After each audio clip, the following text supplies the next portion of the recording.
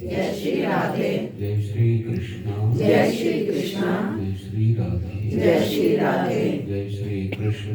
जय श्री कृष्ण। जय श्री राधे। जय श्री राधे।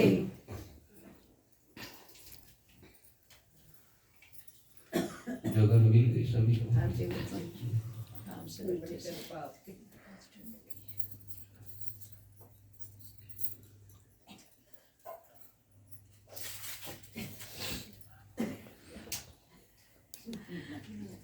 ओम स्वस्ति इंद्रो वृद्धश्रवा स्वस्ति नः विश्ववेदाः स्वस्ति नस्तार्क्ष्यो अरिष्टनेमिः स्वस्ति नो बृहस्पतिर्दधातु।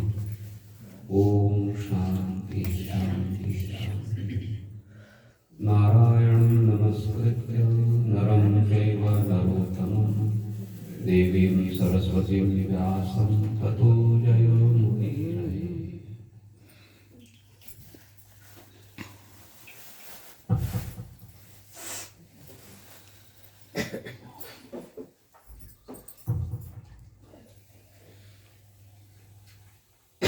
चरणनुरागी भक्तों,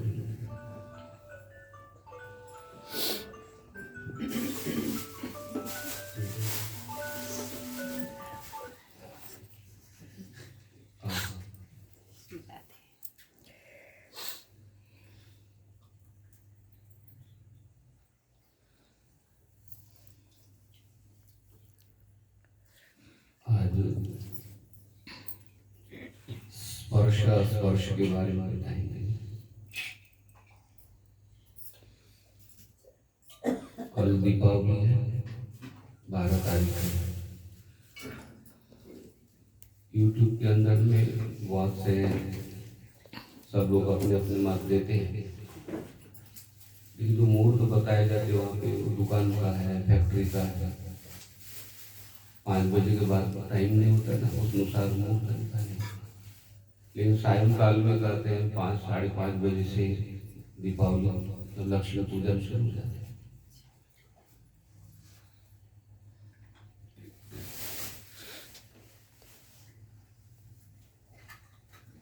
अब कोई हनुमान जी का रूप धारण करके बोलते हैं, कोई लक्ष्मी का रूप धारण करके, और फिर बोलते हैं ये चीज लाओगे तो कंगाल हो जाओगे। व्यक्ति डर जाता है। धनतेरस के दिन ये चीज खरीदोगे तो कंगाल हो जाओगे, और रूप ऐसा हनुमान जी का धारण किया है तो अब व्यक्ति डर जाता है।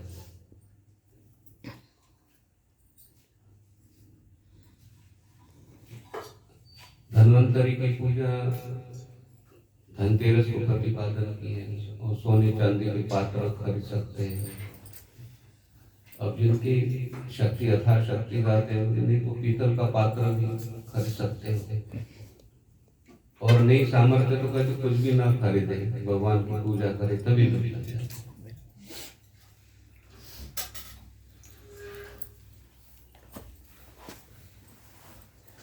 तो स्पर्श करने से भी कहते शरीर के ऊपर प्रभाव पड़ता है।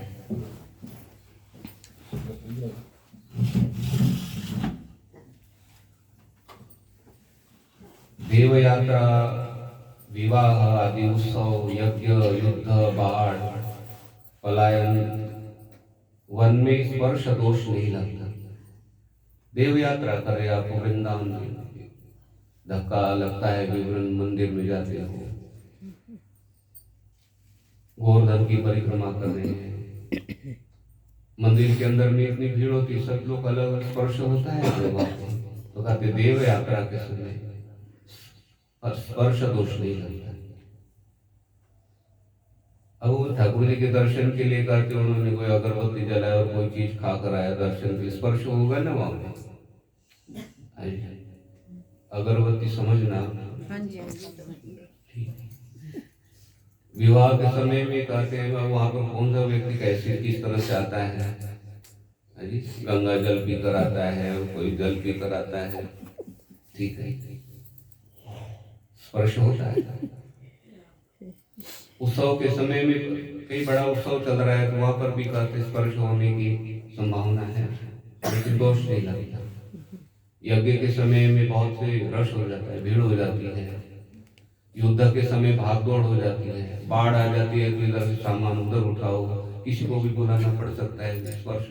ये नहीं बोल सकते ना कि मजदूर स्नान किया है नहीं किया है जी, स्पर्श दोष हो जाता है।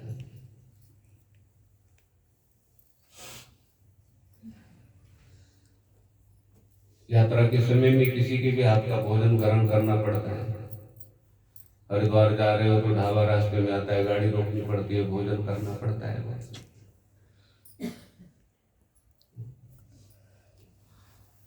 मैंने तो ढाबे पर गाड़ी रोकी तो मैंने वैसे पूछा हूँ, तो मैं पूछता रहता हूँ, मेरे को बेटा स्नान करके बना तो काहे का स्नान है, हम नहीं नहाते, हम 3-4 बजे नहाते हैं जी। ना तो हम कपड़े बदलते हैं गुरु जी, ना तो हम स्नान करते हैं। बोले किसी को बताना नहीं है, और आपने भी किसी को बताना। तो स्पर्श दोष है, लेकिन नहीं लगता है यात्रा के समय। अब वृंदावन में जाओगे, आप कहाँ भोजन बनाओगे भी, जहाँ मिला है ठीक है। सभी लोग आश्रमों में ही भोजन कर सकते हैं, ऐसा नहीं ना कहीं पर भी जो छोटे छोटे बालक साथ में आते हैं, मम्मी यही चीज लेनी है, तो क्या करोगे। तो देव यात्रा, विवाह, उत्सव, यज्ञ, युद्ध, बाढ़, पलायन, वन में जाते हो, वहां स्पर्श दोष नहीं लगता है। जो मनुष्य प्रतिदिन स्नान करके गौ का स्पर्श करता है वह सब पापों से मुक्त हो जाता है। गौ का स्पर्श स्नान के पूर्व भी कर सकते हो, स्नान के बाद में भी कर सकते हो। स्नान के पूर्व करते हैं तो स्नान करने का फल प्राप्त हो जाता है, स्नान करके करते हो तो कहते हैं बहुत से यज्ञों का फल प्राप्त हो जाता है। 33 करोड़ देवी देवताओं का स्पर्श करने का फल प्राप्त हो जाता है जी।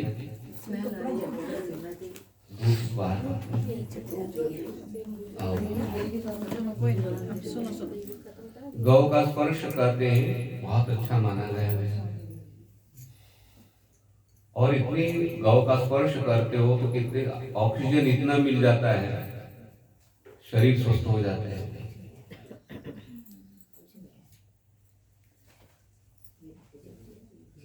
जिस कपड़े को पहनकर स्नान किया जाता है उसी कपड़े से कहते सिर का स्पर्श नहीं करना चाहिए। जिस कपड़े से स्नान कर लिया उसी को निचोड़ के कहते बाल को साफ कर लिया, मुंह को साफ कर लिया, नथी। गुजराती में नथी बोलते वैसे।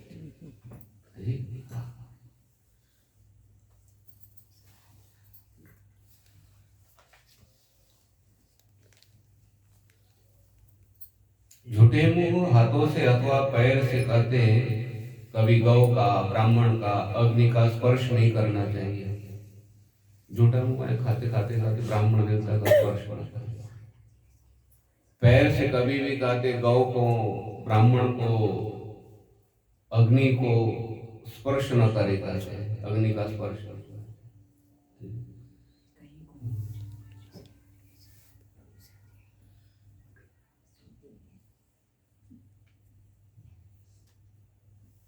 ये पाला हुआ डॉग है ना, उसके ऊपर आप पैर भी रख देते ना, बड़ा खुश हो जाता है।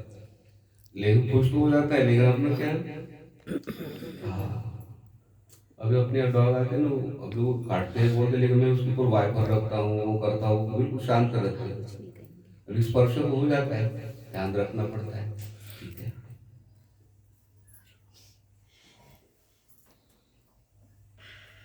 कोई भी प्राणी हो कहते हैं उसको पैर नहीं मारना, भगवान तो सभी में है। ठीक है, ये प्राणियों से भी सुने होता है, इतना क्रूर प्राणी है शेर, लेकिन इसे व्यवहार अच्छा करे तो ये भी मनुष्य के साथ रहने लगता है। दुबई में शेर पालते हैं लोग, शेरों पर जैसे आप डॉग लेकर घूमते हो वो शेर लेकर घूमते हैं जी।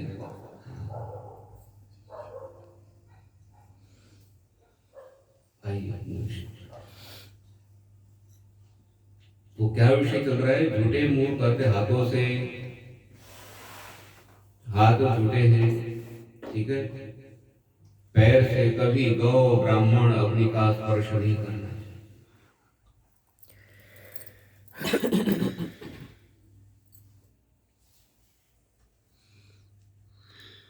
गीली हड्डी, सर्प, मुर्दा, चीता, चिता की लकड़ी, इनको स्पर्श हो जाता है, कहते हैं कपड़े से, तो कहते स्नान करना पड़ता है भी।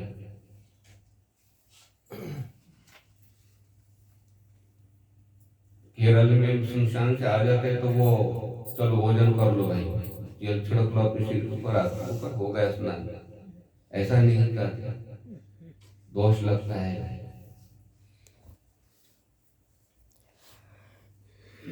स्मशान में गए तो कहते वहां से आने के बाद में स्नान करना पड़ता है।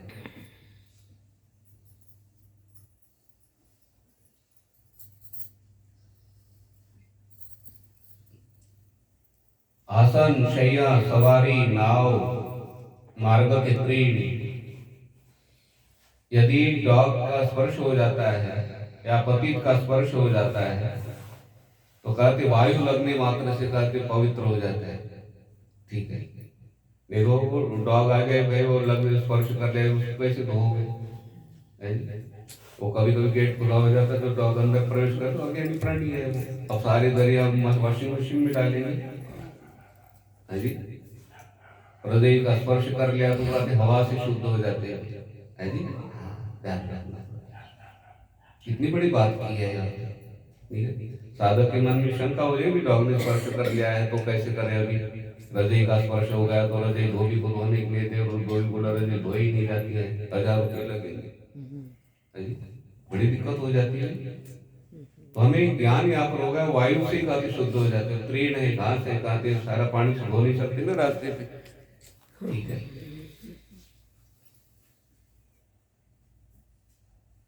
लक्ष्मी चाहने वाला मनुष्य कहते घी को झूठे हाथों से ना छुए। अभी भोजन करते करते कहते चम्मच से तुलसी भी ले लो, असी भी ले लो, कहते क्या हो जाता है अभी। अभी बालक भोजन के लिए बैठा स्कूल से आकर बोले मम्मी घी तो लगाए, सूखी सूखी रोटी खिला रहे हो, माँ भी भोजन कर रहे हो, सूखे हाथ से घी निकाल लिया उसको, तो घी क्या हो गया? हाँ, वो तो यहाँ पे तो बताया, कहते जिस समय रोटी भी परोसते हो, कहते रोटी भी कहते धीरे से थाली में छोड़नी पड़ती है ऊपर से। हाँ, भोजन परोसने का 3 दिन का कोर्स है, भोजन करने का कोर्स है। भोजन कैसे परोसना है, भी दाल कहाँ पर रखनी है, चीज कहाँ पर रखनी है, सब्जी वाले में डाल दे, ऐसा नहीं, बड़ा ध्यान रखना पड़ता है।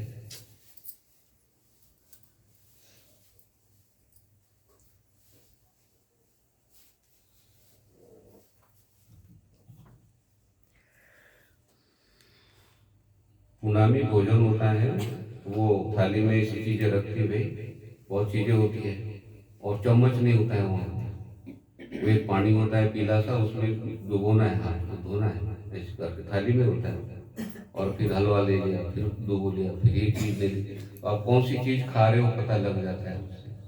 ठीक है, ये भोजन के लिए। मेरे बगल में बैठा तो पीला पानी पी गया, मैंने कहा हाथ डुबोने के लिए है, मुझे डुबो, तो कौन सी चीज खा रहे हो आपको पता लग जाता है।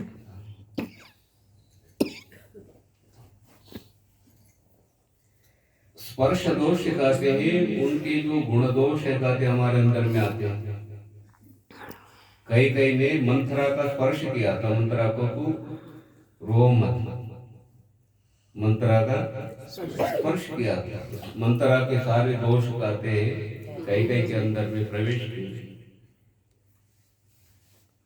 कई कई राम जी को बहुत मानते थे, जब उनका स्पर्श हो गया ना तो कई कई के विचार क्या हो गए, बदल गए। इसलिए कहते कोई भी आ जाएगा तो हाथ नहीं मिलाना भाई, हमारे भारत की परंपरा है, उनके गुण दोष हमारे अंदर में आते हैं।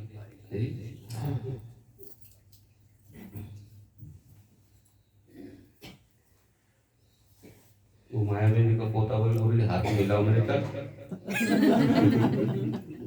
कहा प्रणाम कर।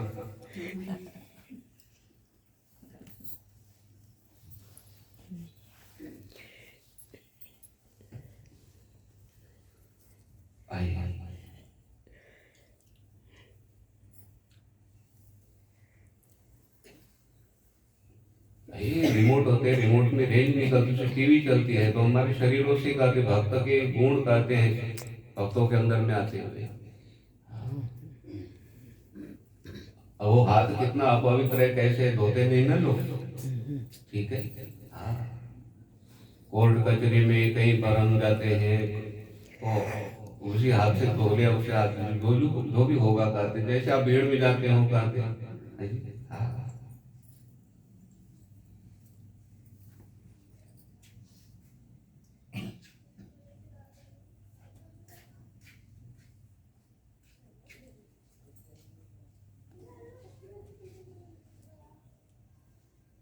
धर्मदत्त ने सुशील पार्षद और पुण्यशील पार्षदों को पूछा। धर्मदत्त ने पूछा, मैंने सुना है कि जय और विजय भी भगवान विष्णु के द्वारपाल हैं। उन्होंने पूर्व जन्म में कौन सा पुण्य कर्म किया था जिससे वे भगवान के समीप या भगवान के समान रूप धारण करके वैकुंठ में द्वारपाल बने हैं? मुझे आप अच्छी तरह से बताइए। दोनों पार्षदों ने कहा, ब्राह्मण, पूर्व काल में तृण बिंदु की कन्या देवहूति के गर्भ से महर्षि कर्दम की दृष्टि मात्र से 2 पुत्र उत्पन्न हुए।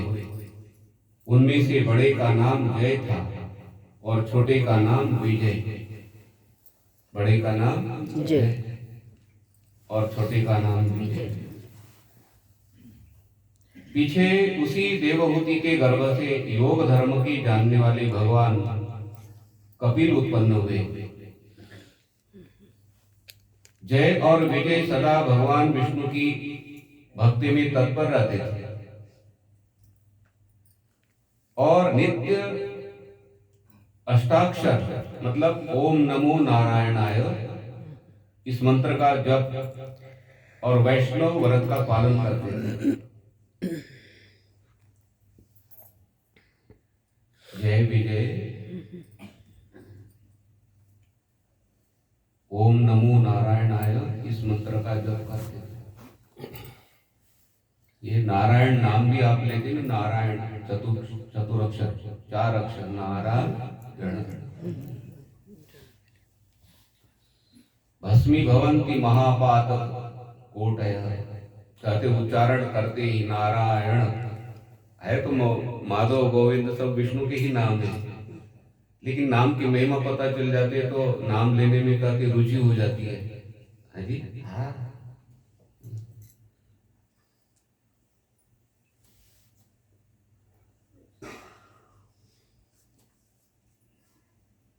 कभी बड़े ऑफिस में जाते हैं ना, जय श्री कृष्ण बोलते हैं तो कुछ अफसर तो वो खुश हो जाते हैं, लेकिन जो वो देखते ही रहते हैं, फिर बाद में बोलना पड़ता है गुड मॉर्निंग, तो वो उत्तर देते हो।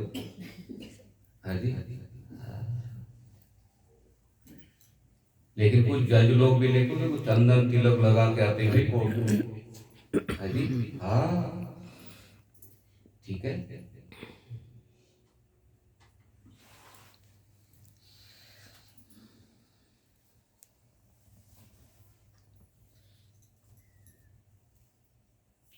ये वृंदावन में वो पुलिस को जय श्री कृष्ण बहुत खुश हो जाते हुए राधे राधे बोलो। जी, हाँ।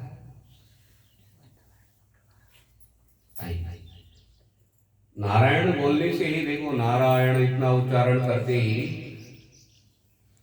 जो अलग अलग प्रायश्चित होता है ना, अलग अलग पाप कर्मों का कहते, अलग अलग प्रायश्चित हम नहीं कर पाएंगे। सवेरे से लेकर शाम तक कितने पाप कर्म हो जाते हैं, ठीक है।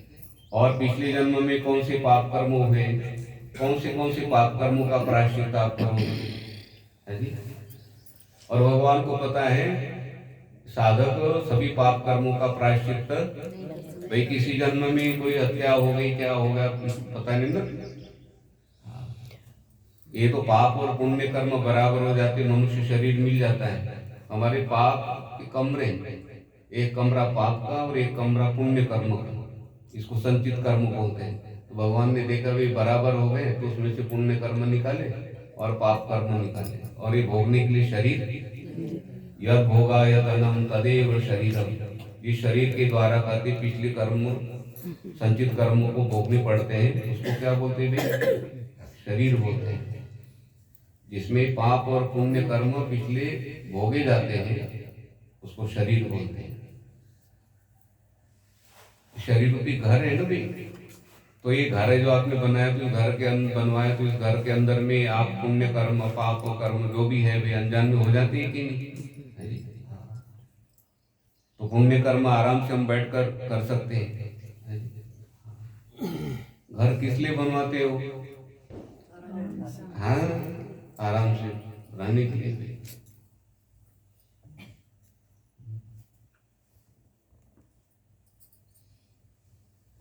ये तो गर्मी के दिनों में हॉस्पिटल में भी एसी रूम मिल जाता है। मुझे फोन आया, बोले गुरुजी हमें एसी रूम मिल गया।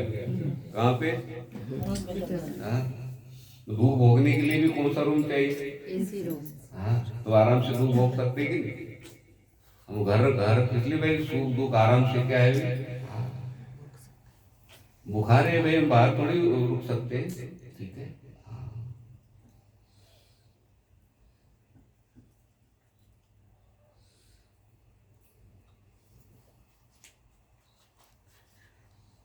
अब ठंड बढ़ गई तो आपने देखो, कल ठंड बढ़ गई तो हमें वो कंबल बढ़ानी पड़ी है। हाँ, लेकिन जो प्राणियों ने पुण्य कर्म नहीं किए उनको क्या मिलेगा? भी ठंड बढ़ती जाए कुछ नहीं भोगना पड़ता है। भी कुछ डॉग होंगे जिन्होंने पुण्य कर्म किए, उनको अंदर रहने के लिए मिलता है जी। लेकिन बाकी सारे बाहर है भाई, ना तो बैठने के लिए जगह है ना तो कुछ है।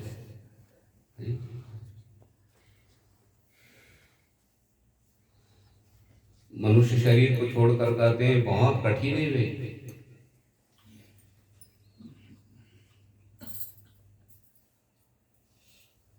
तो जय विजय ओम नमो नारायण मंत्र का जप और वैष्णव व्रतों का पालन किया करते थे।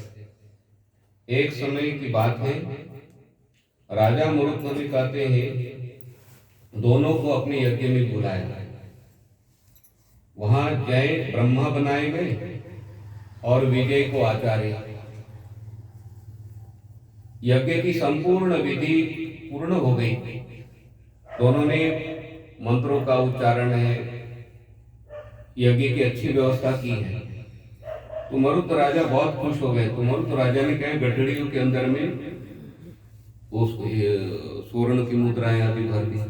थोड़ी सी गठड़ी में छोटी बड़ी थी, ठीक है। ये विजय को थोड़ा सा पता चले 10-15 मुद्राएं क्या है, कम है। तो राजा ने जितना हाथ में है उतना दे दिया। अरे दोनों भाई हैं तो ठीक है, उन्होंने जैसे जैसे अपने हाथ में धन लेकर दोनों भाई अपने आश्रम पर गए। वहां उस समय धन का विभाग करते समय दोनों में परस्पर वाद विवाद हो गया। उन्होंने कहा कि सारी स्वर्ण की मुद्राएं हम मिला देते हैं, एक साथ मिला दी, ठीक है।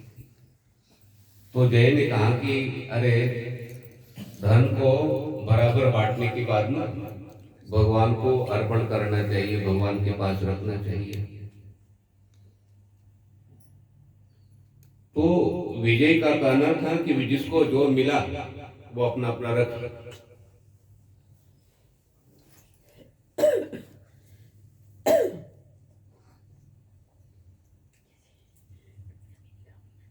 तो जय ने क्रोध में आकर लोभी विजय को शाप दिया, तुम ग्रहण करके भी भगवान को अर्पण नहीं करते हो, और तुम्हारे अंदर में भेद आता है कि भाई के पास इतनी मुद्राएं चली गई होगी, इतनी मुद्राएं चली गई होगी, है जी। ये छोटे बालक नमकीन खाते हैं ना, तो बहुत बुद्धिमान होता है एक बालक, उसमें अपनी नमकीन समाप्त हो गए तो सिस्टर को बोलते अपन मिलकर खाएंगे, भाई उसकी भी नमकीन क्या है। उसी तरह से विजय जिसको जो चीज मिली, तो जय ने कहा कि तुम ग्रहण करके अर्पण नहीं करते हो, ग्राह बंधन। जय की शाप को सुनकर कहते विजय ने कहा कि तुम मद में आकर शाप दिया है, मद से भ्रांत हो गए हो, तो तुम मद से मद में आकर शाप दिया ना, तो मद मतलब भाई हाँ,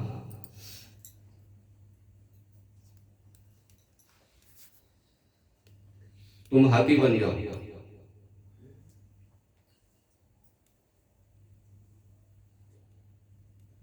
ये पहले जन्म में मद किया था, इसलिए वो हाथी की जन्म में चलेगा, लेकिन हाथी जैसा राजा नहीं कोई। ठीक है, गणेश जी को कौन सा मुख लगाया है? हाथी का गुण है उनके अंदर बहुत, है जी। और रास्ते पर चलता है तो शिक्षा मिल जाती है। उनको गुरु बनाया दत्तात्रेय जी ने, हाथी को गुरु बनाया उन्होंने। रास्ते पर चलता है, डॉग कितने भौंकते हैं उसके ऊपर, लेकिन मस्ती से राजा जैसा चलता है। ठीक है, उसी तरह से कहते संसार में रहना है तो आप कैसे बन के रहे? राजा बन। ठंड आएगी तो टोपी डालेंगे तो क्या होगा? ठीक है। एक व्यक्ति मिले मुझे, बोले गुरु जी टोपी डालूंगा ना मैं बूढ़ा लगता हूँ। मैं बूढ़ा लगता तो क्या हुआ, ठंड से बच जाएंगे? अपने को क्या है, बूढ़ा लगते हो क्या लगते, कौन क्या बोले, तुम्हें क्या करना भी? अपना एक्टिवा पर बैठे डबल टोपी डालो, है जी। लोगों का नहीं देखना भी, आप राजा बन के रहो, है जी। वस्त्र है तो नए नए वस्त्र धारण कर लिए, आराम से रही। ठीक है। लोग तो वे वो केरला की बात कर रहा हूँ, फटे हुए पहनेंगे तभी बोलेंगे, कंजूसपना करते हैं, और नए नए पहले पैसे उड़ाते हैं। तो क्या करोगे? लोग बोलते वृंदावन में प्रेमानंद जी महाराज जी हैं, तो उनको किसी ने बोल दिया तो गुरु जी आप तो किडनी फेल हो, तो इतने तगड़े लगते हो, आप अच्छे लगते हो, तुम्हें क्या हुआ है, वैसे नाटक करते रहते हो, जैसे किसी ने बोल दिया। उन्होंने कहा कि देखो वो बहुत हंसे हो, वो बहुत हंसे, उनको भी बोले देखो बहुत हंसे हो। उन्होंने कहा कि देखो कपड़ा खा के देखो, मेरी यहाँ पे ऑपरेशन हुआ है, फेल हो गया था, यहाँ से भी बाईपास से अपना ब्लड चला जाता है जी। ये तो राधा रानी की कृपा है, जो मैं स्वस्थ लगता हूँ। तो वो देखने के बाद में विश्वास हो गया ना, तो लोग वो नहीं देखना भी। ठीक है। हाँ,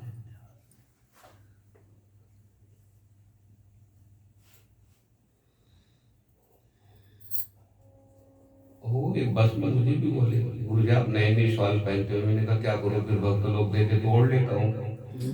हाँ जी, ठीक है, बोल देते क्या करें।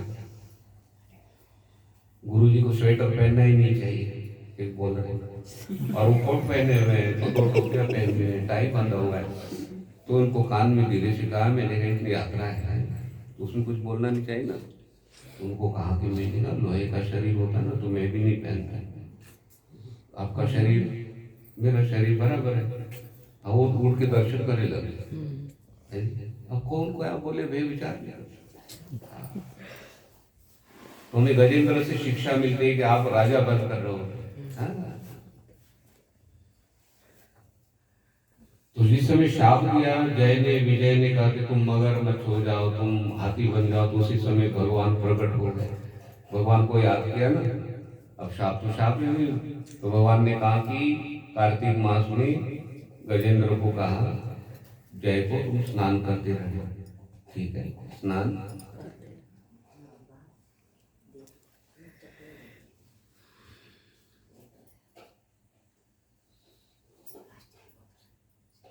तो कार्तिक मास में जिस समय वो स्नान करने के लिए गए तो मगरमच्छ ने, अब भाई था वो, देखो कौन से जन्म में जाना पड़ता है। वो मगरमच्छ को भाई बोले को बोल सकते हैं। वो गजेंद्र का कौन था, एक हाथी के जन्म में है और एक मगरमच्छ के जन्म में।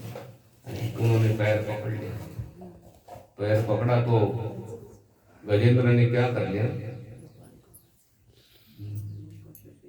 गजेंद्र ने बाहर निकलने का प्रयास किया, लेकिन बाहर नहीं।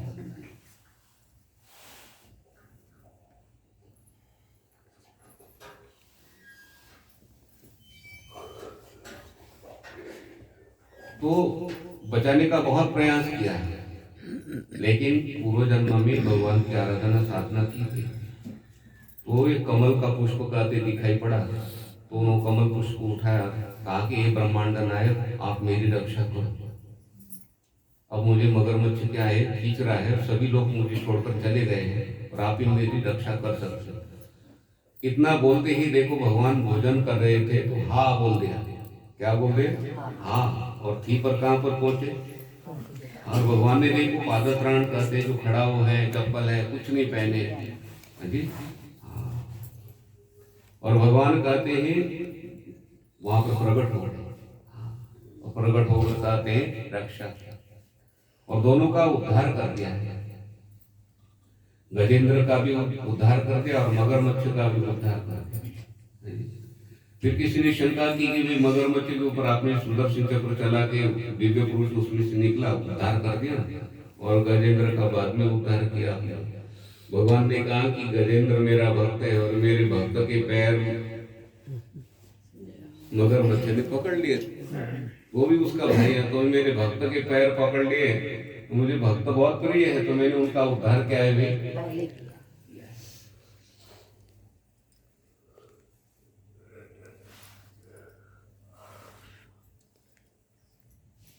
तो जय विजय ने पूर्व जन्म में सत्कर्म किए थे, इसलिए वो द्वारपाल बन गए।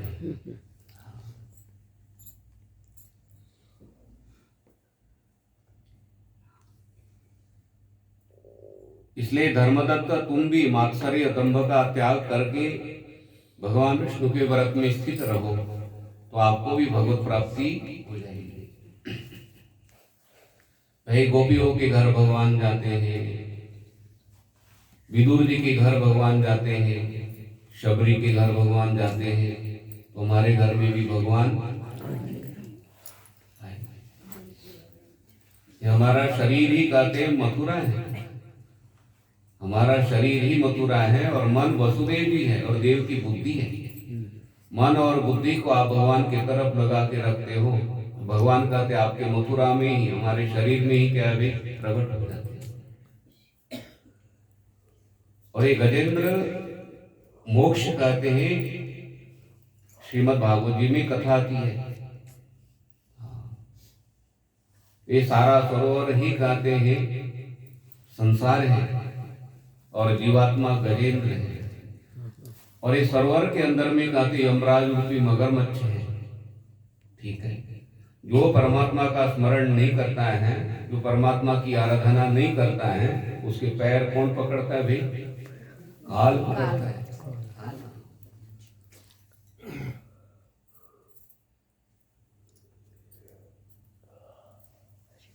संत ज्ञानेश्वर जी ने कहा कि वे जो भगवान का स्मरण करता है वो भगवान का अतिथि बन जाता है, और जो भगवान का स्मरण नहीं करता है वो यमराज का अतिथि बन जाता है। हाँ, और जो यमराज का अतिथि बनता है उनका स्वागत होता है कि बोलो, जैसे शादी विवाह में हमारा कितना स्वागत होता है, और यमराज किसी स्वागत करता है भी जो भगवान का स्मरण नहीं करता है। दंड नहीं, जो पहलवान के पास में होता है ना, वो मुदगर क्या बोलते हैं उसको, बड़ा लकड़ी का होता है, जो एक्सरसाइज के लिए नहीं होता है, वो वैसा होता है मारने के लिए। हाँ,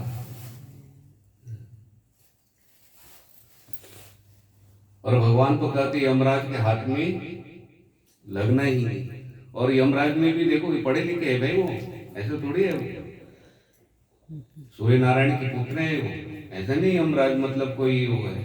ठीक है, वो तो कठोपनिषद है, वेद मंत्र बोलते हो, नचिकेता को कितना उपदेश दिया है, ऐसा नहीं है।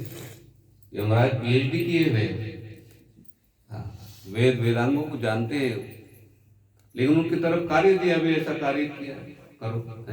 हाँ, एक ड्यूटी है। ठीक है, बालक के वस्त्र है, सबके घर के वस्त्र बहन को धोने पड़ते हैं कि नहीं? है जी, उस समय कौन सा रूप धारण करना पड़ा? आप ही बोलो। घर में झाड़ू लगाना पड़ता है भी, कभी बर्तन धोने पड़ते हैं, कितने माँ को रूप धारण करने पड़ते हैं। उसी तरह से भगवान ने कहा कि सबको भाई अपने अपने काम दिए। क्या हम वस्त्र धोने से अपवित्र होते हैं क्या? घर में झाड़ू लगाने से अपवित्र होते हैं क्या? ये तो मंदिर में झाड़ू लगाने का फल बताया गई, जितने रजत कर्ण होते हैं ना, कहते वो धूलि के कारण उतने कहते आपको पुण्य कर्म मिल जाते हैं। हाँ, मंदिर में झाड़ू लगाने का फल है भाई। कभी कभी आप नहीं होते तो मैं भी झाड़ू लगाता हूँ, किसी को बताना नहीं। सबको मौका मिलना चाहिए भाई, ठीक है। कभी वो साधक को गुरु जी आप भी झाड़ू लगाते हो, की करे मैं पुण्य इतना का पुण्य कर्म इतना मिलता है, ठीक है। और इतना पुण्य कर्म हम नहीं कर पाएंगे, बोलो एक कण का कहते कितना पुण्य कर्म है।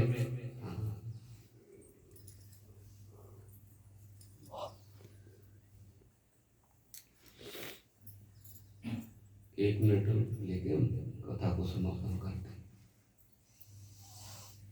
लिंग पुराण में कथा ये बड़ी दिव्य प्रेरणा मिल जाती है। वो ऐसे आप कार्तिक मास में चावल चढ़ाते हो भगवान शिव जी को आदि, तो वो चिड़िया आई वहाँ 12-1 बजे के समय, 11-11:30 बजे चिड़िया आई, तो वो चावल के दाने, अब वहाँ पर पानी गिरा हुआ था ना, लोटे से शिव जी को जल चढ़ाते पानी गिरा, उसने उड़ने का बड़ा प्रयास किया, तो सारे चींटी उड़ के वो शिव जी के ऊपर चले गए। तो भगवान शिव जी ने कहा झाड़ू लगाने का फल मिला। वही चिड़िया काशी में राजा की कन्या बन गई और उसको स्मरण किया। तो बाल्यावस्था से शिव जी के मंदिर में झाड़ू पोछा करते थे। और उस उधर से कहते हैं वो एक ऋषि आए, उद्दालक ऋषि। वो ऋषि आए तो ऋषि ने कहा दासिया बाहर खड़ी है और राजकन्या झाड़ू लगा रही है। तो ऋषि ने कहा कि हे सुंदरी, आप स्वयं झाड़ू लगा रही हो और दासिया बाहर खड़ी है। तो उन्होंने कन्या ने कहा कि पूर्व जन्म में मैं चिड़िया थी और अनजान में झाड़ू लगाने का फल मैं राजकन्या बन गई। तो मैंने सोचा कि राजा की बेटी बनने के बाद में अब मैं ये कार्य करूँ तो झाड़ू लगाऊंगी, अगला जन्म पता नहीं कौन सा मिल जाए।